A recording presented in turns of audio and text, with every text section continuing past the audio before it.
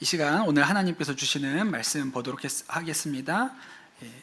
오늘 하나님께서 주시는 말씀은 사도행전 17장 10절에서 15절 말씀입니다. 사도행전 17장 10절에서 15절 말씀입니다. 말씀 제가 읽겠습니다. 신도들은 곧바로 그날 밤으로 바울과 실라를 베레아로 보냈다. 두 사람은 거기에 이르러서 유대 사람의 회당으로 들어갔다. 베레아의 유대 사람들은 데살로니가의 유대 사람들보다 더 고상한 사람들이어서 아주 기꺼이 말씀을 받아들이고 그것이 사실인지 알아보려고 날마다 성경을 상고하였다. 따라서 그들 가운데서 믿게 된 사람이 많이 생겼다. 또 지체가 높은 그리스 여자들과 남자들 가운데서도 믿게 된 사람이 적지 않았다. 데살로니가의 유대 사람들은 바울이 베레아에서도 하나님의 말씀을 전하는 것을 알고서 거기에도 가서 무리를 선동하여 소동을 벌였다. 그때의 신도들이 곧바로 바울을 바닷가로 떠나 보냈다. 그러나 실라와 디모데는 거기에 그대로 남아 있었다. 바울을 안내하는 사람들이 바울을 아테네까지 인도하였다. 그들은 바울에게서 실라와 디모데가 할 수 있는 대로 빨리 그에게 와야 한다는 지시를 받아가지고 베레아로 떠나갔다. 아멘. 하나님의 말씀입니다. 여러분 추석 잘 보내셨습니까? 네. 추석에 멀리 다녀오시는 분들은 늘 차가 얼마나 막힐까 그런 걱정들을 좀 하시죠. 이번에 추석에 그와 관련된 뉴스가 하나 있었는데 수많은 차들이 농로로 몰려들었다. 농로가 뭐예요? 그게 논밭에 있는 좁은 길, 경운기 트랙터 지나가라고 만들어 놓은 길이 농로잖아요.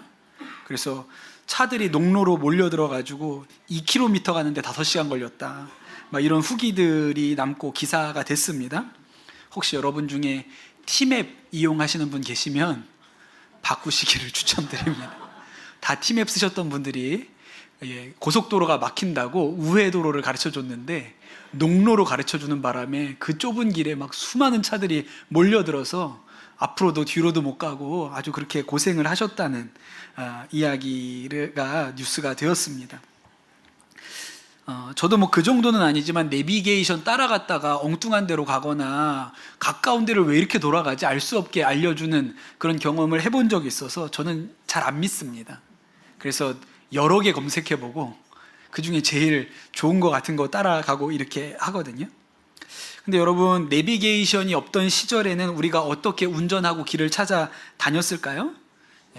그렇죠. 그때는 보통 차마다 어딘가에는 책이 한 권씩 있었습니다. 그 책 제목은 전국 도로교통지도라는 책이 보통 차에 한 대씩 있었고요. 자동차 보험 들면 보통 선물로 한 권씩 줬습니다. 그렇죠? 그래가지고 그 책 펼쳐놓고 모르는 길, 아는 길 가는 거면 상관없는데 모르는 길 갈 때는 책을 펼쳐놓고 길을 따라가 보죠. 이 도로를 이렇게 가가지고 여기서 나온 다음에 그 다음에 여기서 또 갈아타고 이렇게 가는 거구나. 이런 식으로 머릿속에 이제 입력을 해놓고요. 그러고도 이제 가다 보면 모르겠거든요. 분명히 머릿속에 입력이 됐는데 이게 실제 길하고 매칭이 잘 안 되니까 또 가다가 잘 모르겠으면 차 멈춰놓고 또 지도를 펼쳐서 보면서 지나왔네, 돌아가야지 하거나 아니면 아직 더 가야 되는구나 이렇게 하면서 길을 찾아갔습니다. 그러니까 그때는 그 책이 우리를 인도해 줬어요. 아주 중요한 책이었죠. 제가 지금부터 한 20년 전쯤에 배낭여행을 처음 가봤습니다. 지금은 이렇게 여행 정보가 진짜 넘쳐나거든요.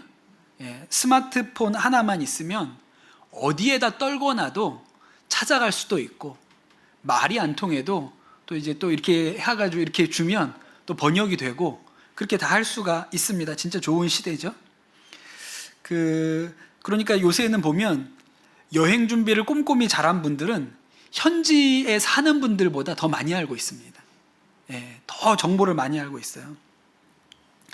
이번에 이집트에 갔을 때 제가 가기 전에 문득 뭐가 생각이 났는데, 여러분 오스왈드 챔버스라는 목사님을 혹시 아세요?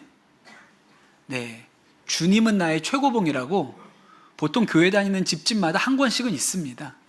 그러나 누구도 끝까지 읽어본 적이 없는 그런 책이 한 권씩 있거든요. 그 오스왈드 챔버스의 주님은 나의 최고봉, 너무 유명한 책인데 이 오스왈드 챔버스 목사님이 1차 세계대전에 참전하셨던 분이에요. 그때 군종 목사로 전쟁터에 가셨고, 또 이분이 이집트에서 전쟁에 나아가는 영국 군인들을 위해서 설교하는 목회를 하시다가 거기에서 병사하셨어요. 돌아가셨어요. 병에 걸려서. 그래서 이집트에 묻혔다는 얘기를 언뜻 본 생각이 나서 제가 구글에다가 검색을 해보기 시작했죠. 오스왈드 챔버스의 무덤. 그리고 찾았어요. 진짜 놀라운 시대 아닙니까? 오스왈드 챔버스의 이집트에 있는 무덤을 지금 찾아보면 찾을 수가 있습니다. 근데 찾아보니까 우리가 가는 곳 근처에 있더라고요. 그래서 제가 선교사님한테 얘기를 했어요. 여기 오스왈드 챔버스 무덤이 있는 거 아시냐고. 그랬더니 처음 듣는 얘기라고. 그래서 우리가 거기 가는데 거기 근처인데 한번 우리 가봤으면 좋겠다고. 그래서 우리가 거기를 찾아가 보고 그랬거든요. 그러니까 여러분, 정보의 바다에 우리가 있기 때문에 그냥 뭐 검색만 해보면 얼마든지 여행 정보를 찾을 수가 있죠. 그런데 스마트폰이 없던 시절에는 전혀 달랐습니다. 예, 그때는 정보가 없었어요. 유일한 정보를 알 수 있는 책이 가이드북이라는 게 있었습니다. 그래도 가이드북도요, 제가 여행을 시작했던 20년 전만 해도 그렇게 많지 않았어요. 세계를 간다라는 가이드북이 서점에 많이 있었거든요.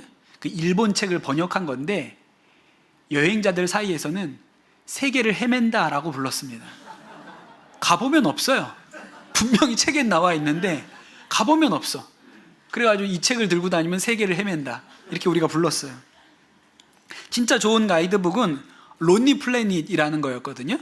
제가 여행 처음 시작할 때만 해도 한글 번역판이 없었습니다. 영어로 된 책밖에 없어서 보통 진짜 어디를 뭐 간다고 하면, 여행 진짜 오래 간다고 하면 교보문고에 가가지고 그거 영어로 된 거 사가지고 이렇게 가고 그랬어요. 저도 지금 한 권 가지고 있어요. 제가 아시아 횡단하는 배낭여행을 한 적이 있는데, 그래도 중국, 인도까지는 좀 공부를 했거든요. 근데 그 다음에 이제 중동으로 넘어가야 되는데 거기부터는 완전히 미지의 세계예요. 완전히 모르는데요.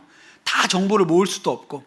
그래서 조금 마음에 이렇게 염려가 되죠. 제가 좀 불안감이 높다고 제가 지난주에 금요일에 말씀드렸는데, 막 걱정이 되는데, 델리에 가서 어떤 시장에 갔더니 좌판에다가 책을 싸놓고 파는데 거기에 론리 플래닛 미들 이스트 편이 있는 거예요.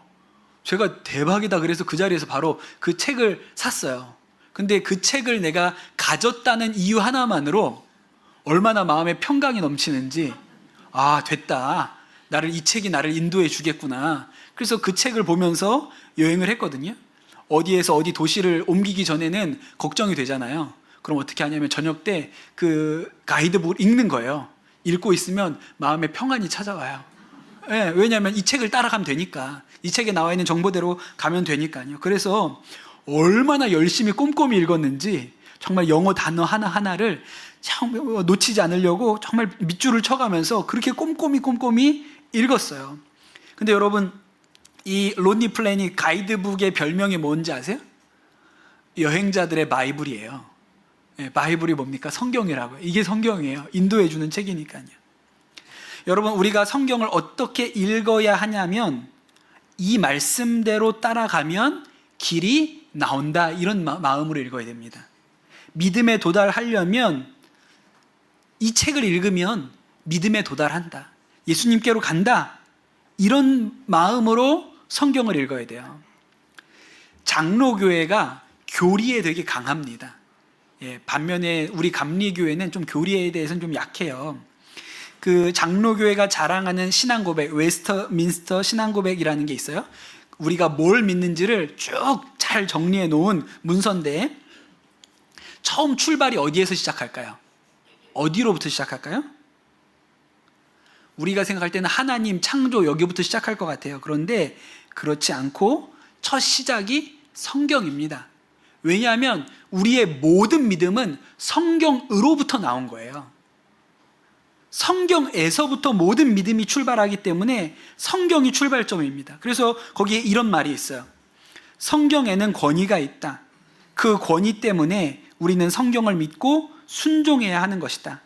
성경의 권위는 그것의 저자이시요 진리 자체이신 하나님께 전적으로 달려있다. 그러므로 우리가 성경의 권위를 받아들여야 하는 것은 그것이 하나님의 말씀이기 때문이다. 그렇게 나와 있습니다. 여러분 집집마다 책을 많이 가지고 계시죠? 우리 청소년들 여러분 집에 가면 책꽂이에 책이 많죠? 읽지는 않지만 부모님이 사주셨기 때문에 그냥 이렇게 꽂아놓은 책들이 많이 있습니다. 근데 여러분 성경은 그 책꽂이에 꽂혀 있는 수많은 책들 중에 하나가 아닌 거예요. 우리가 어린 왕자를 읽으면서 하나님의 말씀이라고 생각하지 않잖아요? 그래서 성경은 하나님의 말씀이에요. 그러니까 완전히 다른 유형의 책이죠. 오늘 우리가 읽은 말씀에 보면 바울과 실라가 베레아라는 곳으로 왔습니다. 그 전에는 데살로니가에 있었죠. 데살로니가에서 바울이 전도할 때 큰 소동이 있었습니다. 거기에 사는 유대인들이 바울을 배척하고 바울을 괴롭게 했기 때문에 바울이 데살로니가에 오래 머물지 않았어요. 한 3주 정도 머물렀다가 이제 베레아로 옮기게 되었죠. 베레아라는 지명은요, 성경 중에 요 사도행전 17장에 나오는 게 거의 전부예요. 사도행전 뒷부분에 한 번 더 나오는데 그때는 그냥 이름만 잠깐 나옵니다. 데살로니가도 짧게 나오지만 데살로니가 전후서라는 성경책이 또 있잖아요. 예, 편지가 또 있습니다. 그런데 베레아는 그것 말고는 설명이 없어요. 베레아 전후서 이런 거 없거든요. 그래서 우리가 이 베레아에 대해서 알 수 있는 것이 매우 적은데 여기 딱 한 절이 이 베레아가 가지고 있는 특징에 대해서 말합니다. 11절이에요. 11절에 뭐라고 나오냐면 베레아의 유대 사람들은 데살로니가의 유대 사람들보다 더 고상해서 아주 기꺼이 말씀을 받아들이고 그것이 사실인지 알아보려고 날마다 성경을 상고하였다 이렇게 나와요. 베레아가 다른 도시들, 베레아에 살고 있었던 유대 사람들이 다른 도시 사람들하고 딱 다른 특징이 하나 있는데 성경을 열심히 봤다는 거예요. 11절을 자세히 보면 이렇게 먼저 나옵니다. 베레아의 유대 사람들은 데살로니가의 유대 사람들보다 더 고상한 사람들이어서 이렇게 나옵니다. 데살로니가에 살던 유대 사람들은 좀 드셌어요.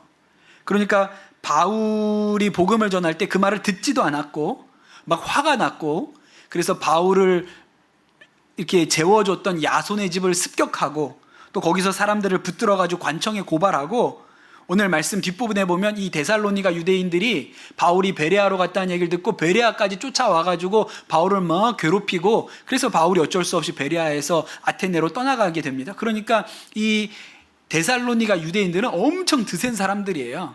드세다는 말은 무슨 말을 들어볼 생각을 안 해. 그냥 뭐 너네들은 떠나야 돼. 넌 나쁜 놈이고 너네들은 떠나야 되지. 뭘 이걸 들어볼 생각을 안 하는 사람들이에요. 근데 베레아 사람들은 달랐다는 거예요. 베레아 사람들은 고상했습니다. 교양이 있었어요. 그게 어떤 말이죠? 다른 사람 얘기를 잘 들어보려고 했던 거예요. 듣고 나서 한번 생각해보자. 이런 태도를 가졌던 사람이에요. 그래서 개역 개정판에 보면 고상하다는 말을 너그러웠다 이렇게 번역을 합니다.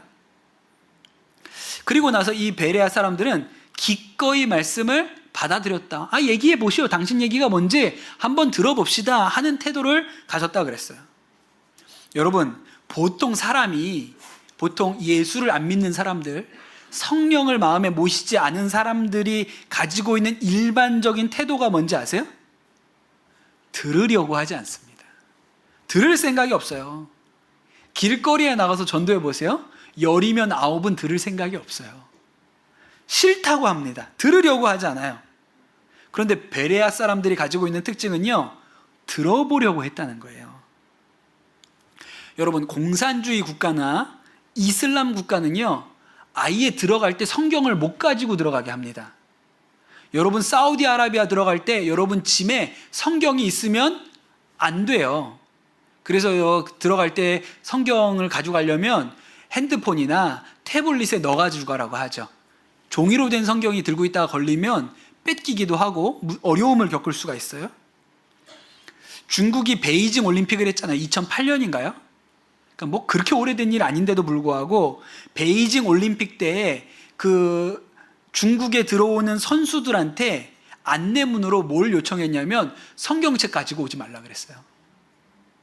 나중에 이게 되게 국제적인 문제가 돼서 베이징 올림픽 이거 준비하는 쪽에서 바꿉니다. 가져와도 된다고. 근데 처음에는 성경책 가지고 오지 말라고 했어요. 왜 그럴까요? 이게 위험한 책이라서 그래요. 위험합니다. 제가 청소년들 데리고 선한목자교회에 있을 때 1년에 한 번씩 중국과 러시아, 그 북한하고 접경지대를 따라서 이렇게 우리가 기도하는 그런 단기 선교를 해마다 갔는데, 그 단기 선교로 처음 가던 해에 그 중국에서 우리를 안내해 주기로 하신 선교사님이 계셨는데, 그 선교사님이 우리한테 뭐라고 요청하셨냐면, 제가 교회로 택배를 보낼 텐데 그 택배로 보낸 책들을 좀 가지고 중국으로 와주십시오, 그렇게 요청을 하신 거예요. 근데 제가 그 요청을 받고 겁이 좀 덜컥 났어요. 왜냐하면 중국에 성경책 가져가면 안 된다는 거 알고 있으니까, 또 기독교 서적 이런 거 가지고 들어가면 안 된다는 걸 알고 있으니까 이 책을 가지고 들어와 달라고 얘기하시는데 겁이 덜컥 났어요. 또 이게 뭐 어른들 데리고 가는 게 아니고 청소년들, 우리 아이들 데리고 가야 되는데 내가 책임자고 이 아이들을 보호해야 되는 사람인데 이걸 가지고 가도 되나? 이러다가 어려움 겪지 않을까? 그래서 좀 겁이 났거든요. 근데 이 선교사님이 이제 소포로 교회에다가 책을 보내셨는데 제가 소포를 열어보고 안심했습니다. 왜냐하면 성경책이나 기독교 서적이 아니고 다 패션 잡지였어요. 너무 다행인 거예요. 딱 보니까 마음이 편안하더라고요. 아, 이건 문제 없겠다. 이건 들어간다고 아무도 뭐라고 안 하겠다. 왜 그걸 가져오라 그랬냐면, 중국에서 의류 공장을 하고 있는 북한 사람과 교제 중에 계시다는 거예요. 그래서 그 사람한테 선물로 주고 이렇게 샘플로, 견본으로 주려고 그걸 가지고 오라고 그렇게 얘기를 하신 거더라고요. 진짜 이상하죠. 똑같은 책인데요, 패션 잡지는 아무 문제가 되지 않아요. 그런데 성경은 문제가 됩니다. 왜냐하면 성경은 그냥 책이 아니거든요. 성경은 읽으면 사람을 진리로 인도하는 힘이 있어요. 그게 굉장히 놀라운 거예요. 성경은 읽으면 마음을 변화시키는 힘이 있어요. 그걸 누가 알아요? 이슬람권도 알고 공산주의에서도 알아요. 그래서 못 가지고 오게 하는 거예요. 아예 들어오지 못하게 하는 거예요. 그런데 사람도 마찬가지입니다. 데살로니가 사람들은 딱 아주 일관된 태도를 보여요. 들을 마음이 없어요. 아예 말도 못하게, 들을 생각 자체가 없습니다. 오늘도 마찬가지인데, 여러분, 오늘 이 예배에 오셨다고 해서 우리가 다 하나님의 말씀을 듣는 게 아닙니다. 어떤 분들은 오늘 이 강단에서 선포되는 말씀을 하나님의 말씀으로 들어요. 그런데 어떤 분은 그렇지 않아요. 왜 그렇죠? 들을 마음이 없어요. 들을 생각이 없어요. 그 마음 가운데 들으면 넘어갈지도 모른다는 불안감이 있어요. 괜히 이거 듣고 있다가 이거 넘어가는 거 아니야? 그러니까 매시당초 어떻게 해요? 스위치 끄고 오는 거예요. 스위치 속어 버튼 누르고 오는 거예요. 왜? 괜히 들었다가 이거 넘어가면 어떡하지? 이렇게 생각을 하죠. 왜냐하면 하나님의 말씀은 듣기 시작하면 마음이 움직이기 때문에 그렇습니다. 그런데 이 베레아 교인들은요, 열린 마음을 가지고, 들을 마음을 가지고 바울의 복음을 들었어요. 바울, 얘기해봐. 네가 하는 얘기가 뭐야? 한번 들어보자. 그게 맞는 얘기인지 아닌지 한번 들어보자. 이런 태도로 들은 거예요. 그리고 이 사람들이 어떻게 했냐면, 이 복음을 듣고, 말씀에 이렇게 나옵니다. 그것이 사실인지 알아보려고 날마다 성경을 상고하였다, 이렇게 나와요.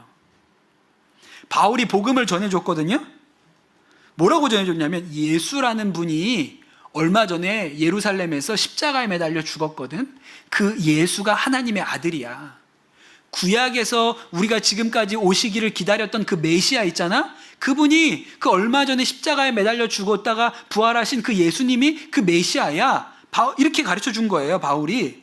그런데 이 베레아 교회 베레아의 유대인들이 그 말씀을 듣고 성경을 샅샅이 찾아보면서 확인했다는 거예요. 이 말이 맞는 말인가 틀린 말인가.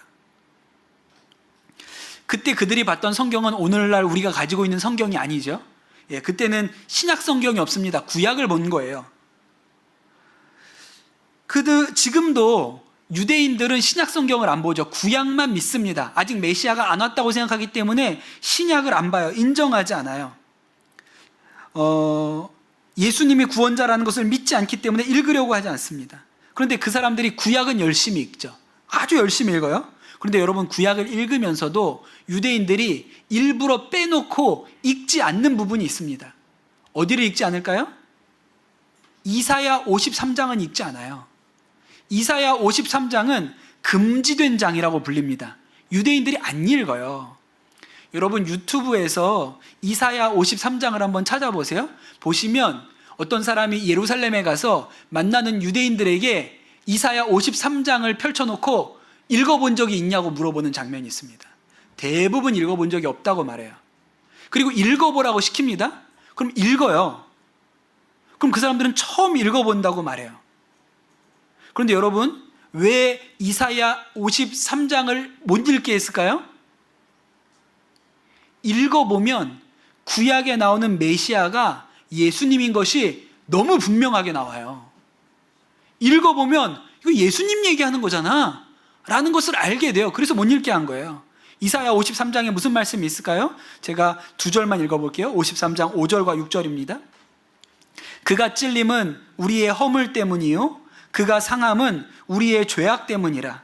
그가 징계를 받음으로 우리는 평화를 누리고 그가 채찍에 맞음으로 우리는 나음을 받았도다.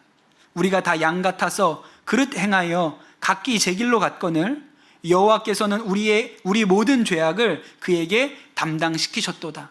이 말씀을 읽고 여기 나오는 그가 누굽니까? 유대인들한테 여기 나오는 그가 누굽니까? 라고 물어보면 유대인들은 모릅니다. 잘 모르겠는데요? 대답하지 않아요. 왜? 예수님이라고 말할 수가 없으니까.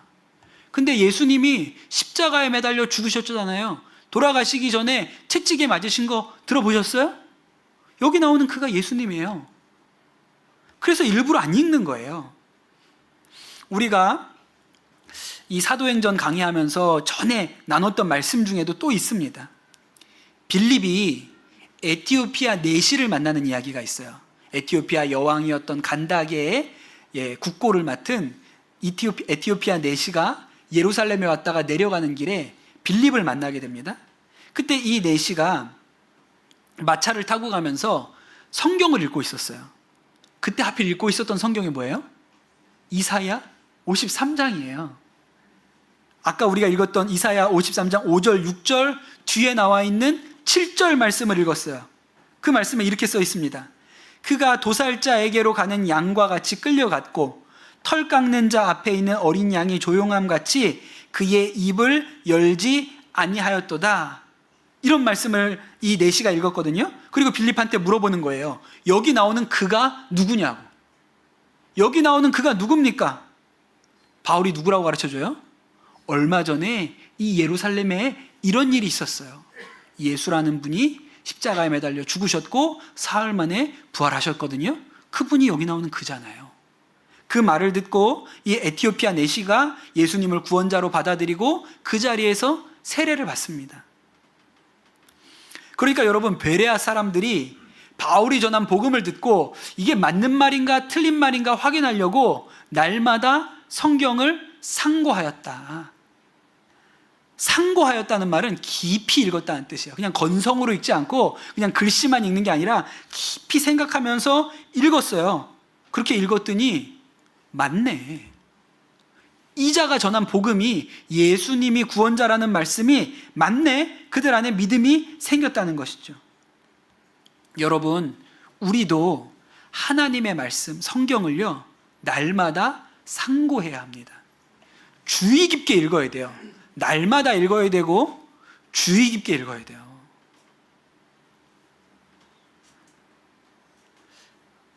주의 깊게 읽는다는 말은 성경을 통해서 나를 들여다봐야 된다는 말입니다. 어떤 분이 목사님한테 와서 따지셨대요. 갑자기 목사님한테 오더니, 목사님, 성경을 보니까 사랑하라, 사랑하라, 원수를 사랑하라, 이웃을 사랑하라, 원수를 사랑하라 그랬는데 제가 이렇게 보니까 교회 다니는 사람들이 사랑이 없는 것 같습니다. 그러시더라는 거예요. 그래서 아니, 혹시 무슨 일이 있으셨습니까? 왜 그렇게 생각을 하세요? 이렇게 물어봤더니 그분이 대답하기로, 내가 이 교인들한테 빚을 좀 지고 있는데 그 사람들이 내 빚을 탕감해 주지 않는다는 거예요. 그래서 이게 사랑입니까? 왜 이렇게 교인들이 사랑이 없습니까? 이렇게 따졌다는 거예요. 이 말이 맞아요? 틀려요? 왜 틀리죠? 여러분, 성경에서 이웃을 사랑하라, 원수를 사랑하라고 하면 이 말씀을 누구한테 적용해야 돼요? 누구한테? 나한테 적용해야 되는 거예요. 내가 이웃을 사랑하는가? 내가 원수도 사랑할 마음이 있는가? 이렇게 해야 되는데 이분은 그걸 누구한테 적용해요? 나한테 빚 준 사람한테. 그 사람한테 적용해가지고 왜 사랑이 없지? 이렇게 생각을 하는 거예요. 여러분, 성경은 그렇게 읽는 게 아닙니다. 성경은 나에게 대해서 읽는 거예요. 우리가 이렇게 통합 예배를 드리잖아요. 이 앞에 우리 정말 A급 청소년들이 잔뜩 모여 있습니다. 근데 이 A급 청소년들이 이렇게 같이 부모님과 함께 예배를 드리면서 겪게 되는 부작용들이 조금 있는데, 예배 드리고 돌아가면서 그렇게 부모님을 정죄해요. 오늘 들은 말씀을 가지고, 엄마, 오늘 목사님 뭐라 그랬어? 은혜 베풀라 그랬잖아. 나 용서해야지. 엄마가 날 용서해야지. 오늘 말씀 들었는데 왜 그래? 엄마, 오늘 화내지 말라 그랬잖아. 엄마 잘못한 거잖아. 이게 말씀을 건성으로 듣는 거예요. 누구한테 적용하라고요? 나한테 하나님이 말한 거지. 엄마 들으라고 하나님이 얘기한 게 아니고 나한테 이야기하신 거예요. 나에게 적용해야 됩니다. 어떤 분이 오셔서 목사님께, 목사님, 제가 예수 믿고 지금까지 성경을 3번 읽었습니다. 이렇게 와서 자랑을 하셨대요. 그 목사님이 너무 잘하셨네요. 너무 귀합니다. 성경 많이 읽어야죠. 그런데 성도님, 하나 잊지 마셔야 될 게 있는데 성경이 성도님을 몇 번 읽었는지도 확인하셔야 됩니다. 성도님이 성경 3번 읽었다고 하셨는데 성경은 성도님을 몇 번이나 읽어냈습니까? 여러분, 성경이 다른 책들하고 달라요. 다른 책들은 우리가 그 책을 읽거든요. 근데 성경은 읽잖아요. 성경이 나를 읽습니다. 성경이 나를 읽어내요. 성경 말씀이 내 마음 안에 숨어있는 생각들을 드러내요. 밝혀내요. 내 죄를 찾아냅니다. 그래서 하나님의 말씀은 건성으로 읽지 않고 주의 깊게 읽으면, 상고해서 읽으면, 깊이 읽으면 성경의 말씀이 내 마음 안에 있는 생각들을 드러내요. 이게 하나님의 뜻인지 내 욕심인지 내 이기심인지 성경 말씀이 나를 읽어내요. 그러니까 성경은 그냥 읽는 게 아니에요. 성경이 나를 읽어내는 것이죠.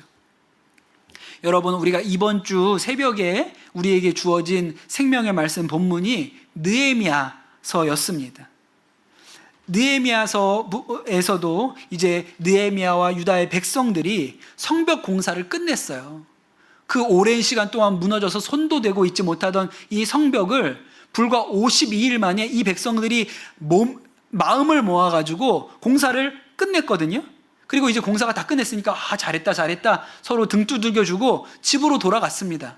근데 참 이상한 일이 벌어졌어요.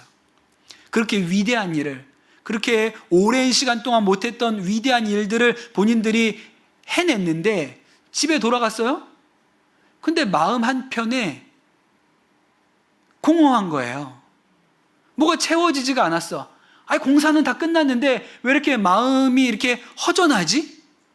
배가 고프지? 마음이 배가 고파요. 그래서 이 백성들이 다시 예루살렘으로 올라옵니다. 그리고 수문 앞 광장에 모여요. 그리고 학사 에스라를 찾아가가지고, 에스라 선생님, 우리가 왜 이렇게 마음이 가난할까요? 이렇게 큰 일을 해내야 했는데 왜 이렇게 마음이 허전하죠? 우리에게 성경을 읽어주십시오. 율법을 읽어주십시오. 그렇게 부탁을 하죠. 느헤미야 8장을 제가 읽어드리겠습니다. 그는 수문 앞 광장에서 남자든 여자든 알아들을 만한 모든 사람에게 새벽부터 정오까지 큰 소리로 율법책을 읽어 주었다. 백성은 모두 율법책 읽는 소리에 귀를 기울였다.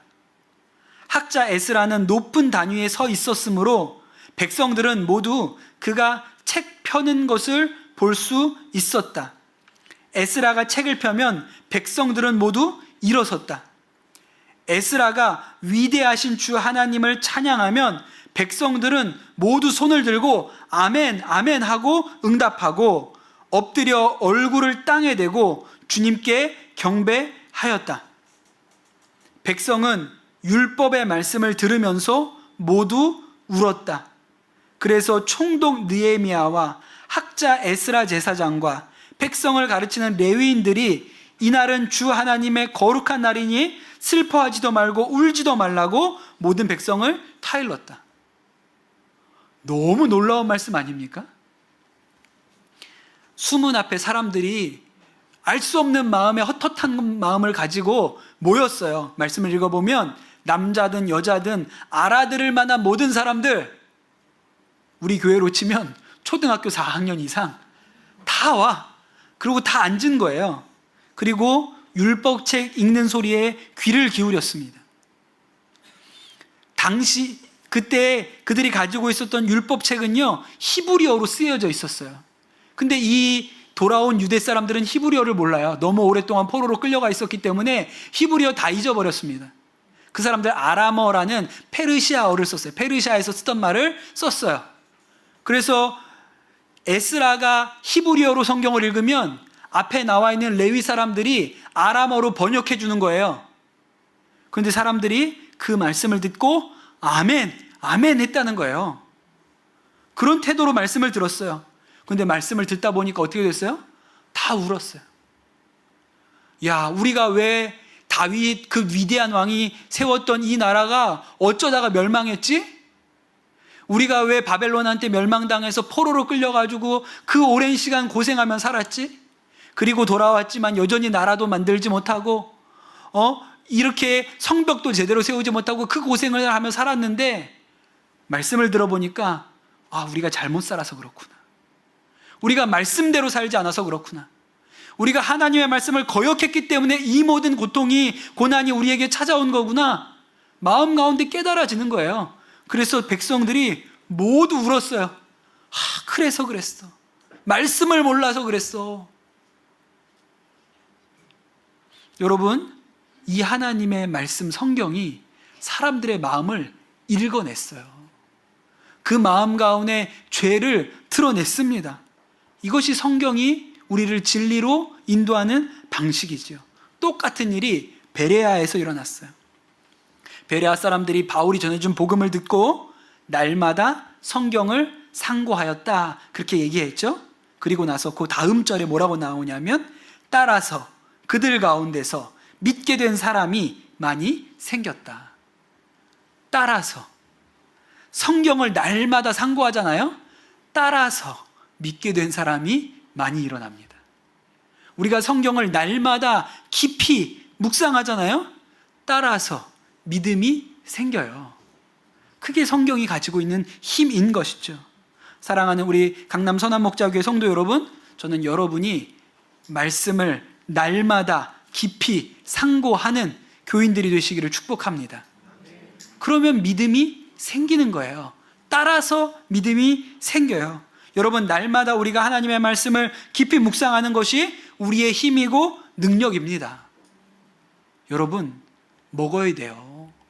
밥만 먹는 게 아니라 말씀을 먹어야 합니다. 그래야 살아요. 우리가 감독회장 뽑는다고 말씀드렸잖아요. 지금 감독회장님이 이철이라는 목사님이세요. 이분이 충청도 목사님이시거든요. 전에 부흥회를 한번 하셨을 때 제가 들은 일이 있는데, 이분이 아주 충청도 사투리로 설교하시는 유명한 설교자예요. 이렇게 얘기했어요. 먹음 살아. 맛있다고 맛없다고 할 필요 없어. 먹으면 다 살게 돼 있어. 집에서 좋은 밥만 먹어? 전자레인지에 돌려서 찬밥도 먹지 않요? 먹으면 살아. 먹으면. 여러분, 말씀 먹어야 삽니다. 말씀 먹으면 살아요. 말씀 먹으면 믿음이 생깁니다. 그 은혜가 여러분에게 있게 되시기를 축복합니다. 우리 같이 기도합시다. 하나님, 우리가 하나님의 말씀을 날마다 상고하는 삶을 살게 하여 주시옵소서. 우리가 믿음이 없다고 탄식하지 아니하고 날마다 하나님의 말씀을 상고하게 하여 주옵소서. 깊이 묵상하는 힘이 우리 가운데 있게 하여 주시옵소서. 그리하여 우리가 영적으로 굶주려 살지 아니하고 날마다 하나님께서 주시는 배부른 말씀의 양식을 받아 누리는 은혜가 있게 하여 주시옵소서. 이제 우리 합심해서 기도하도록 하겠습니다. 우리에게 성경을 주신 주님을 찬양합니다. 하나님, 우리가 어찌 믿어야 할지, 무엇을 믿어야 할지 우리를 인도하는 하나님의 말씀을 주셔서 감사를 드립니다. 주께서 주신 이 말씀을 우리가 날마다 상고하는 삶을 살게 하여 주시옵소서. 날마다 이 말씀을 깊이 묵상하고 붙들고 말씀이 나를 읽어 하나님 믿음 가운데로 나아가게 하여 주시옵소서. 오늘 말씀대로 따라서 그들 가운데 믿게 된 사람들이 많이 생겼다. 우리도 하나님 말씀을 통하여 믿음이 자라는 은혜의 역사가 있게 하여 주시옵소서. 우리 성도들 가운데 늘 말씀으로 충만케 하시고 그 말씀이 우리 성도들의 삶을 이끌어가게 하여 주옵소서. 감사합니다. 모든 말씀 우리 주 예수 그리스도의 이름으로 기도드립니다. 아멘.